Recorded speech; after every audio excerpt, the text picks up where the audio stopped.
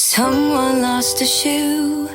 I'm stealing last night's makeup. I'm waking up like, what's this new tattoo?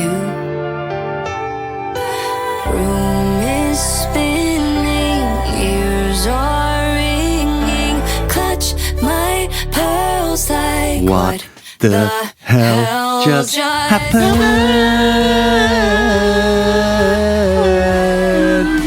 No, but I liked it. Nil poir from the public. That wasn't very nice, was it? It wasn't really. They had quite a cute reaction, though, didn't they? I thought when they got the nil poir. She lost her wedding ring as well. Oh, no, on stage? I don't know if it was on stage. Maybe she was pissed after. I don't know. Oh, is that why she did that? I don't know. Holly Ann, I think, the one who lost the ring. But I thought they did great. They did so brilliant. Well. You couldn't have asked for anything more, I don't think. I totally agree. I think the staging, but like the juries obviously liked it because they can sing. I mean, they're all like they did amazing. West End, they can do harmonies and all that kind of stuff. So we were like, yeah, we can do this. But the conversation about the song itself, and I do kind of get it. It was a bit busy, wasn't it? It was too many genres at once. Too many genres. Too much like change of time signatures all the time. Just like give us a good pop song, do you know what I mean? Which it is, but also another thing as well, like every other song that did well has charted in its own country. Yeah. Ours, like, no, nobody likes it at all. So why on earth would the rest of the world like it if we don't like it? Do you know what I mean? I know, totally. But I actually thought there were some bangers. I quite enjoyed the evening. And then I'd ranked my scores, and the scoring had no relation to the songs I liked at all. I mean, the things I thought were rubbish just came. I mean, Israel, let's not go there. Yeah, let's not go there. Average song. Crap. I thought Austria's was crap. The winner. Yeah, I mean, it was interesting, but it was too like last year's. I just loved how do I say this accurately? Appealing to a certain market, women, like the queer market generally, like the Finnish woman on top of a rocket, brilliant. She was Maltese woman on top of a rocket, great brilliant. Yeah. The Danish diva, brilliant. They were my great diva-ish performances. Loved those. I did like Sweden's because it was a proper. Eurovision song. It was too self-consciously Eurovision. But yeah, I was in the pub last night. We were discussing like good Eurovision songs. Yeah. My favourite we've done Eurovision to death on this podcast, but we do like Eurovision. The best Eurovision song winner for mine was like, do you remember the Swedish one? And it was it called Heroes? Yes, with the animation. With the animation and with the projection behind him. Yeah. What a banger that was. I'd sing great. That. We are heroes of our time. Yeah, that one. And the other one, obviously, Saduchka. She looked like Robbie Williams. She looked like Mrs. Doubtfire, but she sang... I don't remember that. No, but it was what was interesting, I thought was a really good thing to do, is that they had people sat in a stadium next to the arena. They did. Next to the arena watching giant screens, which I thought was I bet it was great atmosphere in there. Yeah, they had fireworks. They all had like wristbands on that they do at Coldplay concerts now. Yeah, it was brilliant, and they had two presenters in the middle. I thought that was a great idea. Yeah, it was good. They were in a stadium. Yeah, in a stadium. We're doing stadiums today. Good segue. Don't you love a stadium? Well, we thought we'd come together because that was a good segue in. But also, this weekend marked the last home Premier League game at Goodison Park, so it got us thinking about our favourite stadiums and favourite arenas that we've been to. Have you ever been to Goodison Park? I've never done Goodison, but I never will. Well, I will, actually. You might do. Go watch a WSL game now in the future. WSL game, which is a fantastic idea, by the way. Yeah, that is really good. I mean, it's a great idea, but it does slightly undermine the farewell, doesn't it? That they've all been planning. I mean, it's great because obviously it's still going to exist, so it's not really the end of the stadium. So as a fan, you can't like tear up the seats for a bit of memorabilia like they did in the Man City. Did that. Oh, did they? Yeah, somebody did that, and then he's been banned from every game now. Right? Because yeah, he nicked his seat. That's a bit much, but it did get us thinking. Have you done Goodison? I went there. I think when I played for like Yorkshire Underfins at rugby, we went over on tour to Liverpool or something, and I remember we all went to an Everton game at Goodison Park. And I'll chuck this in actually as one of the criteria by which we might judge stadiums. Yes, is that the entrance to, the anticipation of, the walk up to a stadium, I think is very significant in how you feel about it. And so what was really fascinating about Goodison Park, and I remember to this day, is it's just plonked right in the middle of a housing area. That makes a great It's so stadium. interesting. You're like, literally, Yes. you're walking through some back-to-back terrace houses, and then suddenly, in people's back garden, Yes. is Goodison Park. Anfield is pretty similar, to be honest. And so that, I think, is really extraordinary. And, of course, why it's unsustainable in our modern world that, they want, outdoor spaces, performance areas, big boulevards, etc. Yeah, it's getting But that was a big, unique part of Goodison Park. I remember that. I remember the poles holding up the roof, which obscured the view. And I remember the wooden seats, which people talk about them all clicking up being I love that. the defining noise of Goodison is when everyone stands up and all the wooden chairs click up as someone's about to score a goal. So, that is interesting the point of a good stadium because, it suggests humble beginnings if they're plonked in the middle of a housing estate. They've grown from a that's where they started, club, Like Old Trafford, like near the docks on the rivers and all that kind of stuff in Manchester. Liverpool and Goodison Park right in the middle of these estates and all that kind of stuff. That's the point. So that's where they would have started playing. Hawthorns in the middle of an industrial estate. Well, it's not though, is it? Opposite of Greg's, formerly at Toby Inn. West Bromwich Albion's football ground. Shut up. I'm just getting it in early because it's not going to feature in any top 10 list, is it? Well, it is. It is in mine, obviously, so there you go. No, the Hawthorns is in a housing estate on a main thoroughfare that goes into Birmingham, obviously. And over the road, we have a bakery, so when you're walking around... Bakery? A big bakery, we're not talking like a quaint little village bakery, we're talking like... Well, yeah, there is a Greg's. But apparently that's been... I don't know if I say that because work told me not to say it. I won't say that on podcast. Is it getting raised to the ground? I'm not saying anything. Well, I don't know. Well, that's your own opinion. So, yeah. But the bakery over, it's quite an industrial bakery. But when you're walking up to the ground, you can smell the bread being baked, which I think is quite quaint. Yeah. The Hawthorns is a good saying. Another good stadium that I like that won't feature on anyone's great list, and it is because it is in the middle of a housing estate. Have you done Loftus Road, QPR? No, I've driven past it, but I've never been in it. Is it? Love it. Yeah, you get off, is it Goldhawk Road? Yeah.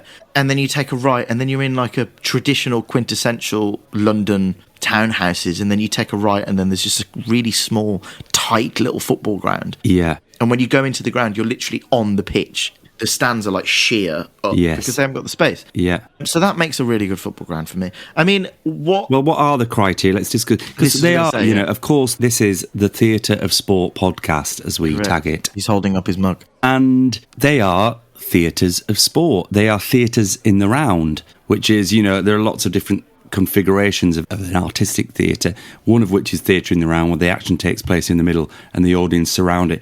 And that's what sports arenas are. That's what sports arenas are. And it does make for great cauldrons, crucibles of action, where the action is all taking place in the centre. Great thing. So we've talked about like entrance, walking up. What are the other defining parts of a good stadium in your opinion? Pubs. Nearby pubs. Gotta be done, man. There are grounds now in the country, unfortunately, and they're sort of like, what era are we talking? Like, he's going into early 2000s when they've been built. Yeah. And they're just dead bowls. There's nothing really going on, and they're in retail parks. Next to like the Majeski Stadium in Reading, as an example, or Doncaster's is a good shout. I'm only saying this because I've been. Reading is a very good shout. They're just sort of outside of the city limits, the town limits. They're by a motorway junction. Yeah. Brighton's is a little bit like this. A bit like that. Sorry, James. Yeah, sorry, James. There's not you don't feel part, especially because we're talking about away days as well. We've obviously been to Elland Road. Because if you went past it on a Wednesday afternoon, there's no one there. Yeah. They're dead. Environments. It's just horrible. And they're not part of the city, and they're not part of the community they're like, they're churches, let alone theatres for people to make their pilgrimage every week. So when they're a bit soulless and a bit dead, and there's also no culture around it, there's no sort of you've got to get the train from the city that you're in to the stadium, or a bus or a taxi or whatever. So again, football grounds or any sporting arenas that are in the mix of the city or as close as they can. Like, have you done the City Ground, Forest? No, never been. Oh, it's a fantastic ground. On the banks of the Trent. Yeah. There's some great little pubs around. Over the bridge is Notts County Ground. Behind Notts County Ground is Trent Bridge, which is the cricket ground.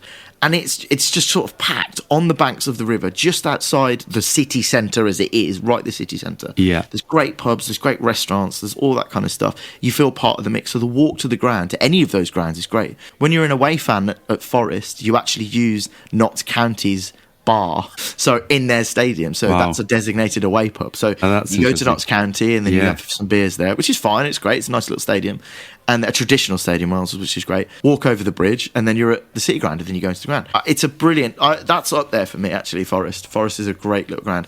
Now, the next thing that's important for me as well is architecture of the stadium. Yes. Yeah. We're obviously going to talk about that. What would be your kind of go-to... What would be your favourite form of architecture? Are we talking about the glass of the new grounds? Because we can throw Tottenham Hotspur Stadium in. It is a world-class football ground, sport, NFL ground. It's brilliant. Or are we talking, maybe not the Hawthorns, but like Elland Road? Parts of Elland Road is very traditional. Well, Crystal Palace's ground is very good in terms of its tradition. 4 upright stands and all that kind of stuff. What do you reckon? Well, this is really speaking to the challenges of my personality, because as an aesthete, there is something lovely about uniformity and symmetry and things matching in a stadium. So obviously when these new stadiums are built, then, there's something aesthetic. You think things like the Allianz Arena in Munich, beautiful. One structure, looks amazing. But so that appeals to my aesthetic sentiment.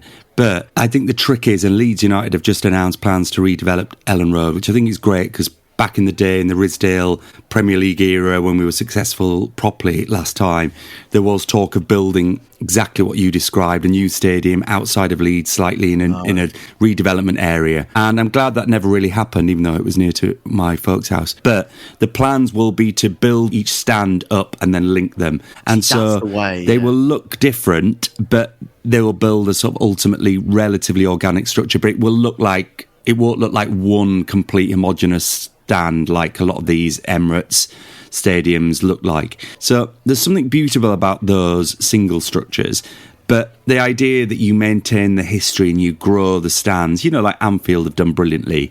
And I think is surely the way. We need to talk about Old Trafford's new plans for that, but we'll talk about that in a minute. Totally. If you redevelop a ground that... And look, sometimes you can't do that and the ground's falling apart. It's going to cost too much and the ground's too small. Like Luton, for example. Luton's ground is renowned away trip. As you're going up to the stand to your seat, you walk through a couple of houses, and then you can overlook people's gardens. Why anyone would want to live there is ridiculous, but it's so they have no space, and they do deserve a bigger ground, to be fair, even though they've just been relegated to League One. Sorry, Luton. But yeah, they need grounds like that, but it's about building stadiums that aren't soulless. So like a traditional soulless one for me, and they've just been relegated.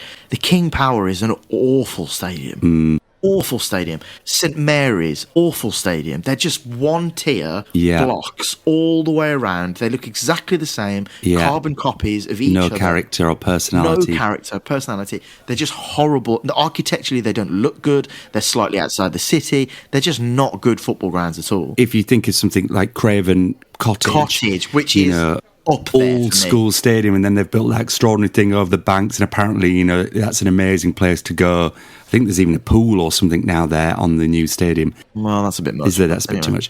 But I should say at this point, if you listen to our best kits episode last year, we did a ranking of kits and we put it on our Instagram. We had a competition where you joined in and ranked your best kits, and we had an ultimate winner. So we're going to do that with stadiums, because I know people get very passionate about kits and stadiums. You'll have your own personal favourite. So go to @StageDoorAthletic on our Instagram, and you can vote for stadiums over the course of this week, and we'll declare your winner next week. Hawthorns and Elland Road will feature. Probably against each other. Maybe that's a good matchup to start in one of the early rounds. It's a better stadium than the Hawthorns. Anyway. So go to Instagram @StageDoorAthletic and vote for your favourite stadium. We'll declare your winner next week.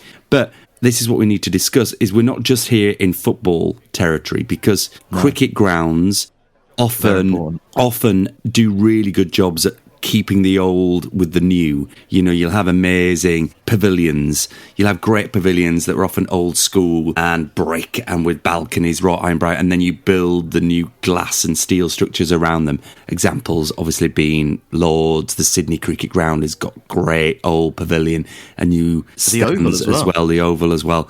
So, I mean, Headingley is not aesthetically a nice ground at all. I mean, great matches take place, but I can't claim that to be in that category. But yeah, so they do that very, very well. And so I think we've got to expand this out. Are we including indoor arenas like Madison Square Garden, for example? Or you see, I've never been, so I can't really... Birmingham NEC. Oh, what a shithole. No, I'm joking. I mean... I think we exclude them. Yeah, I think we exclude them. I mean, there are amazing basketball stadiums in the US and things, and I think great, they're multi-purpose arenas, aren't they? They're not specifically designed for sports. Not always, no. I mean, there are fantastic examples of sporting events going into arenas or certain halls. I mean, they have tennis in the Royal Albert Hall. Yes. I mean, I'd love to watch that. That'd be great fun. Or like the London Aquatic Centre. Yes, I mean, a beautiful bit of architecture. Really, I think a lot of the aquatic centres, often in the Olympics, they're the ones that they seem to go a bit crazy with aesthetically. Architecture seem to love those for whatever reason. It looks like a cycling helmet, I think. It's really cool. Yeah, velodromes. Velodromes are great as well, beautiful. Well, mind you, talking about the Queen Elizabeth Park, where the 2012 Olympics was in London, all of those stadiums are absolutely gorgeous. And even it's maturing so lovely. If you haven't been down there, all the woodland and parkland is maturing so beautifully, and there's loads of cultural venues there now, the BBC, Sadler's Wells. It's really, really worth going down there these days. But then talking about the London Stadium, I mean, how to ruin... a football grounds, football fanship. Do you know what I mean? Like, I know. Upton Park was an absolute fortress. I mean, I liked London Stadium for its purpose. It was nice, but it's so not a football ground. I've seen a rugby match there. I've seen football matches there. It's just so far. Yeah. It's a great gig venue. It's a great. Obviously, it was an amazing athletics track, a beautiful piece of architecture. But as a football stadium, absolutely not the right thing. And to leave Upton Park to go there, I mean, I know Upton Park was sort of falling apart, but what a fantastic stadium that was as well in the Premier League. So what about capacity? How does that play in? Because obviously there's just something about scale and vastness when you're getting into the super stadiums, the Wembleys, the Bernabeu, the Nou Camp, the Macarena, all those stadiums. How do you feel about capacity? I don't think bigger is better. Say whatever you want about that. I don't think bigger is better. Genuinely, my favourite football stadium I can speak of that I've ever been to is Craven Cottage. I love Craven Cottage. If they had, sorry Fulham fans, I'm really going to piss you off here. If they had a proper kind of rowdy atmosphere and a rowdy fanship, that would die hard, as opposed to eating Victoria sponges on wooden benches, then that's very nice as well. To be fair, that's probably why I like them. That would be it would be even better. But the walk to Craven Cottage, the quaintness of it, the cottage in the corner where the teams come out, walk over to the new main stand, which is beautiful, by the way. It's just a whole experience. I love that stand. And then the concourses are slightly open. There's trees coming out. It's very kind of like the Hollies at Edgbaston, actually. Yeah. The trees sort of overhanging the concourse, and then you can get your beers and all that kind of stuff. Yes. Craven Cottage. So bigger is not better. No. But there is something when you emerge from the staircase and down the vom. What do they call them? It's a very theatrical term, vom, isn't it? Yeah, but you know, the entrance, when you emerge through the seats and then you come in and you hear and see and sort of smell and taste the atmosphere if you time it right. There's something about that moment that scale does play into. I've had that at the Emirates. I like the Emirates. Yeah. I also got it at Tottenham. Tottenham's ground is world class, and I mean world class. It's a beautiful, beautiful piece of architecture. It's perfectly built in terms of like crowd control as well, which can be complaints of factors at stadiums. Talking about QPR, for example, it's like a squash every time you leave that ground. It's horrible. Yeah, Tottenham's beautiful. The scale of that is amazing. I mean, we're going to have to throw Wembley in. Wembley is incredibly impressive to go to. Yeah. It's a beautiful ground when you go in. I've been there millions of times. If you time it right and the atmosphere is just about to peak as teams are emerging or something. I would say this, wouldn't I? But I think the old Wembley way and the old walk around and the Twin Towers really was a better experience. Was it? Yeah, it was a bit tighter. You were walking down there. It's great to see the arch when you come out of the tube station and walk down that boulevard, and it feels safer and bigger and all the rest of it. But walking up the old Wembley way and then doing laps of the stadium just felt great. Really great memories of doing that on many a Rugby League Challenge Cup final day. You see, for me, I've only ever seen the new Wembley, and it is obviously a world-class stadium, and every time I go there, I love it. I mean, every time I do go to Wembley, there seems to be a new building being built. Yes. They're going crazy there, aren't they? Which I think is good because it's slightly enclosing around the stadium, so it doesn't feel as open, and so you're actually getting a bit more of a cauldron of noise, and there's things for it to bounce off. So it is getting better and more developed, I agree. I mean, in terms of my perfect stadium would be traditional stands. Hang on, are you about to build the Stager Athletic Stadium? Let's do it. Okay. I can throw some things at you. Okay. I'm going between 25,000 to 35,000 seats. Okay, interesting. I mean, that would disappoint a large part of our fan base, but yeah. I mean, it would, but, that's what waiting lists are for season tickets, you know what I mean? For individuals... Yes. So, individual stands, yeah. I would say... Oval or square? Square. Has to be square. Has to be square. Individual stands has to be square. Corners filled in, obviously. The corners have to be filled in. Yes. I'm just describing the Hawthorns here. But just on that, San Siro Stadium, like the best corners of any stadium. I mean, absolutely. That's just fantastic. And there's talk of them all both moving out of that stadium. Yeah, they are. Yeah, because it's old and tight, but it's such a fantastic stadium. One I've never been to, but I just would love to go. And the spiral entrance up in each of the corners, and I just think it looks fantastic.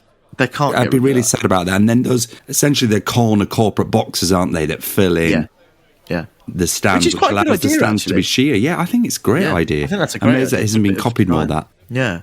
But it has to be... So, like the new camp, let's say, for example, is one of the biggest stadiums. They're currently doing it up as well. They're going to make it even bigger. It needs an update and all that kind of stuff. But that's a bowl. It's a bowl.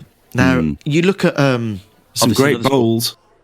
Are there, though? Well, the Rose Bowl in LA, it's hosted Olympics and World Cups. And I just don't think Elton John. I don't think they're very aesthetically pleasing. In the NFL in America, most of them are just big bowls. I'm a Chicago's Bears fan. We're talking about scale. Every NFL stadium in America is absolutely huge. Yeah, I mean, they make Wembley look tiny. It's ridiculous. Yeah. They're all sort of bowls. So I'm a Bears fan, Chicago fan. Soldier Field is horrible. It's just a really high, it looks like a NASCAR circuit. It's just oval shaped. It's just, there's no personality. It's one sort of stand.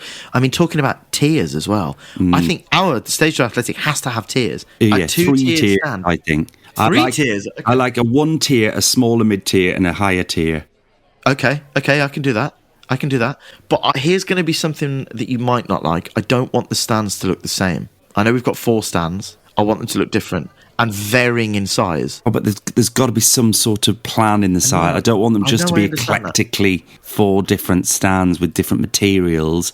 I don't mind. They've got to be linked in nice ways. Like, here's a weird one. Different like this. Here's a weird one.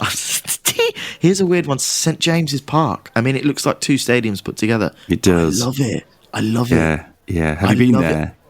I've never been to it, St James's Park. No. Ah, God, you can do a good tour there. I've never been to a game there. I've done the tour there and gone right up to the top of the big stadium. It's very high, I can imagine. Very steep as well. Like, you've done Old Trafford, right? Yes, yeah. I mean, that's a good example of 4 not very uniform stands. But they linked them nicely. That's what they link them, so the roof links. I don't mind that. If we're doing that, that's fine, as long as they're linked. That's what I mean, yeah. And we're not talking... The corners have to be... The corners are the most important thing. The linking of the stands... But they have to be specific, different stands on their own. It can't be a bowl because the bowls are just they're gross. Like, did you ever do White Hart Lane before they moved? Yes, I did go there. I saw Leeds. Loved that ground once years ago. Yeah, that was good. It was a bit of a shithole, but it was square on, and you were like millimetres from the pitch. And I want this as well, tight to the pitch, tight to the pitch, tight to the pitch. I don't want it sheer. I don't want it like QPR because that is quite a small ground. Yeah. I want obviously a good angle that banks away from the stadium for our 3 tiers if you want them. And I want safe standing at the back of our home end. Yeah, there's a lot of move to do all of that, isn't there? What is the name of the Borussia Dortmund stadium? The Signal Iduna Park. This is I'm sure Signal is a phone company, I imagine. Yeah, but they've got obviously the yellow wall, so they've got like independent stands, and then the cop end, as it were, really, that is sheer. Yeah. Almost, square onto the pitch. That's what I love. I love stuff like that. So, I'm. It's got to be a traditional ground. I mean, have you ever been to Celtic Park? No, I bet that's brilliant. I bet they seem to get it right in the pictures I've seen. Yeah. For that, I like the Ibrox as well. Yeah, I've never been there either. Okay. What are the qualities? Do you need big concourses, or do you like to be quite packed? I think it's nice to have concourses that you can chill in and relax in. Yeah. I mean, internally, it's nice if you've got... There's some of the levels, like the Club Wembley level at Wembley is nice. There's some good bar areas that you can sit there. You don't feel crammed. Similarly, somewhere like the Emirates is quite nice. Like, that's the joy of a bowl. You can mill and have a drink in the bars, half-time, pre-show, etc. But I'm just thinking about cricket stadiums because, like the Adelaide Oval, for example, which had a bank of grass in and amongst stadiums. That's perfect. I mean, that's just fantastic that you could literally go in with your own picnic. You could take in an esky of beers as well and sit on the grass mound and watch a game. And I think, have they got rid of that now? They might have got rid of it, but I mean, it'd be very sad if that's the case. What about non-football stadiums then? What are the ones that really catch your eye? I really like Twickenham. Right. That's sort that of bowly. Aesthetically, that's grown over time, and they've grown it and matched it as they've grown. I think another thing about... I mean, this is a football, but they do rugby there. Is it Croke Park? Croke Park is the home of hurling. Hurling. Is that the one that's got... The away stand is basically a window? That's not Croke Park. That is Lansdowne Road, where they've got a tiny... In the new Aviva Arena, where they've got a tiny little stand because it's on the Liffey, and then the other three stands go massive around it. I love that idea for two reasons. One, if you're an away fan sitting in there, I can imagine it's quite intimidating because you've got three massive banks. Yeah. It's very bowly, but it's fine. We can look past it because it is a big ground. But again, they kept it on the site and they developed that. They could have built it somewhere else, but they developed it, yeah. But if you're an away fan, very low down, tight to the pitch, just looking up, and you just look to the sides and there's like, it's like 10 or 12 rows. It's such a small, tiny little stand for the away stand. If you look up, you've just got all of these Irish fans looking down on you. It'd be quite intimidating, I think, as a fan. And then also, as a home fan looking out, the view must be stunning through that window, which basically that stand is. I think that's a fantastic piece of design for a football for a stadium anyway. Yeah.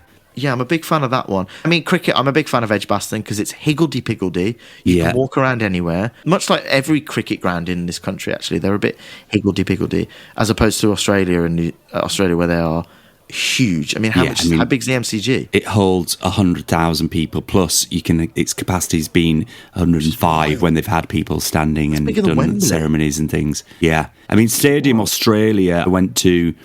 which hosted the Sydney Olympics, and I went to the test events there, which was a rugby league match, and that held... I mean, it's a big city. It doesn't feel massive, but it's one of those sort of more modern 90 stadiums that you described. But that held 115,000 for the closing ceremony, because obviously people were on the pitch as well. But that's a good stadium that's very much designed for sports, but with a bit of scale, a bit more like American stadiums that you've described. But I did go to the MCG once for a equivalent of a county game versus not a test match, so it wasn't very full, but amazing to be see the ground, yeah.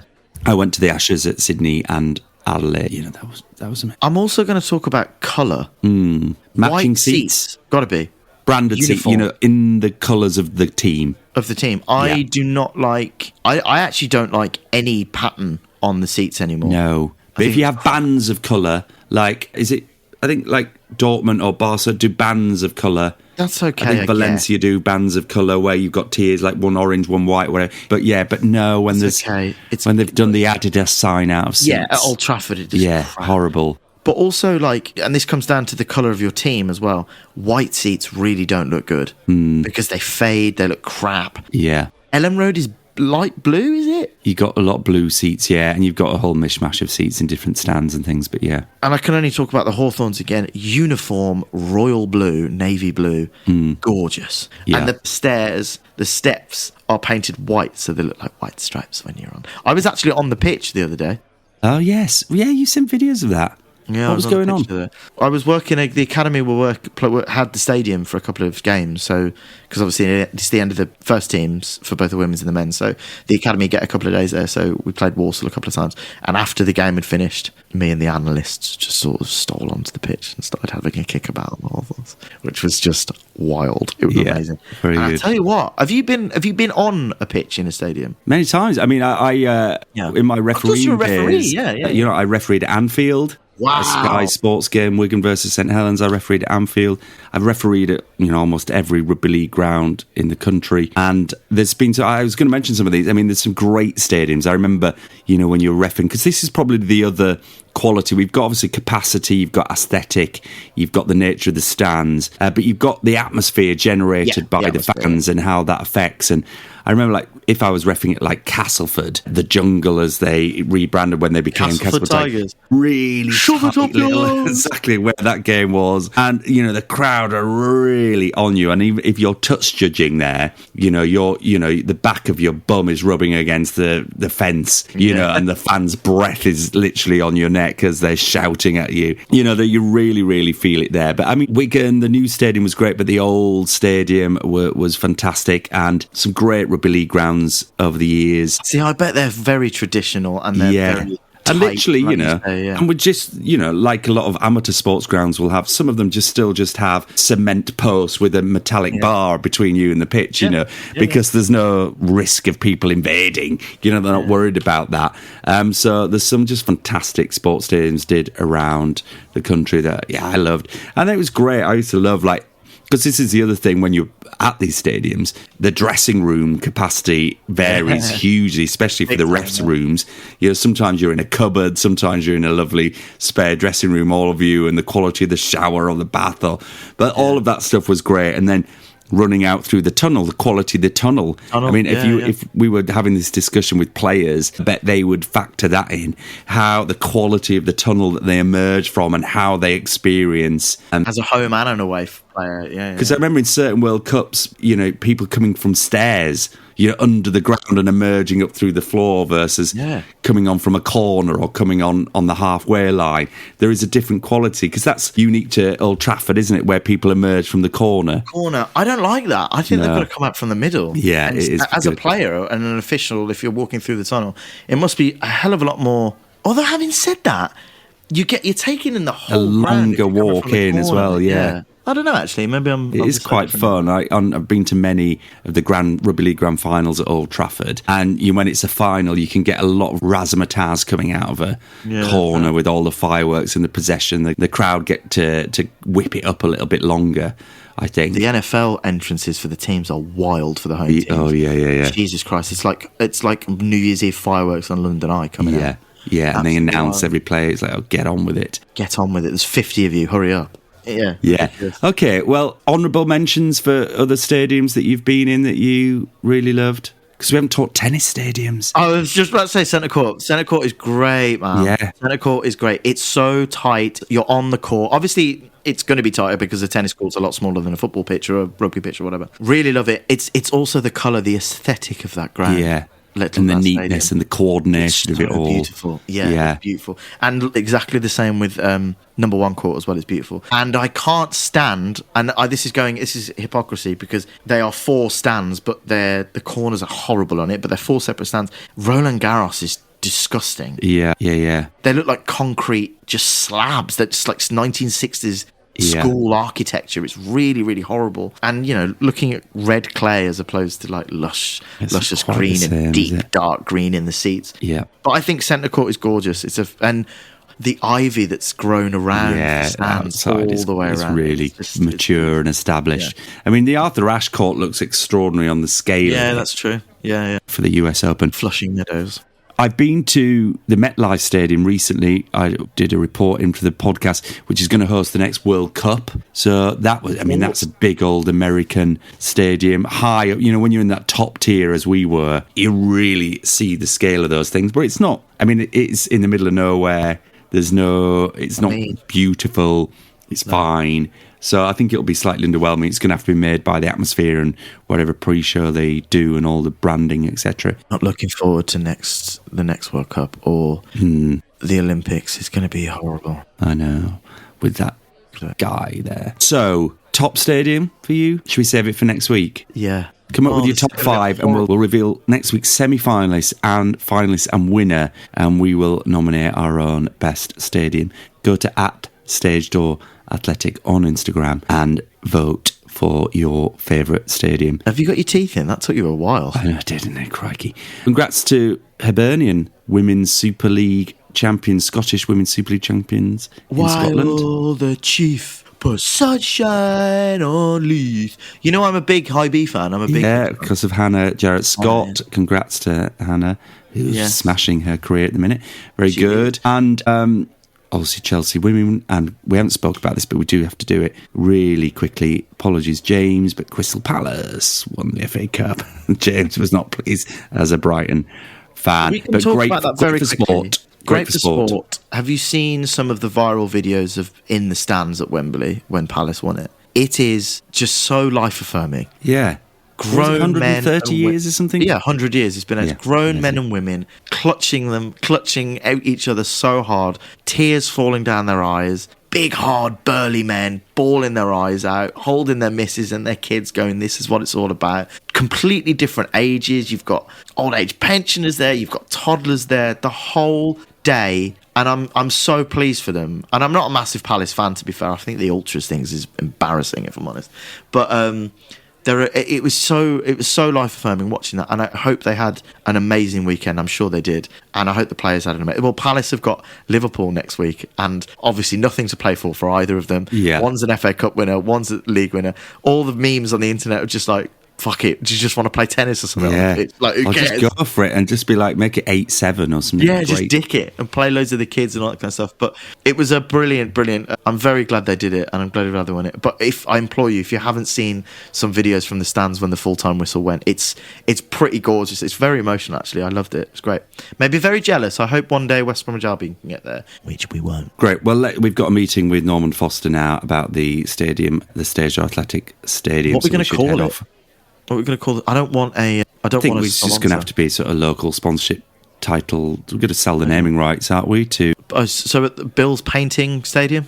Bill's Painting and Decorating Services? Ethel's Tea Room Stadium. Perfect, there you go. You coming down the Ethel this week? Yes, Anne. See you down there. There you go. Perfect. At Stage Athletic, get voting. See you next week. Bye-bye.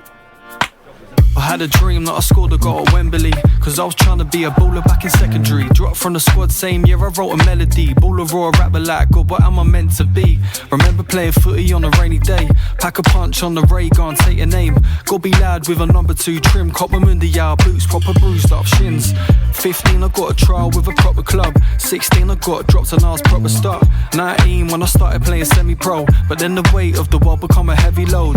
Like should I be a baller or a rapper? Should I go on holiday to Mali or on that one? Should I make a name for myself in the manor? Mike or the ball, which paint should I splatter? I had a dream, I was playing at the O2. I had a dream that I scored a goal at Wembley.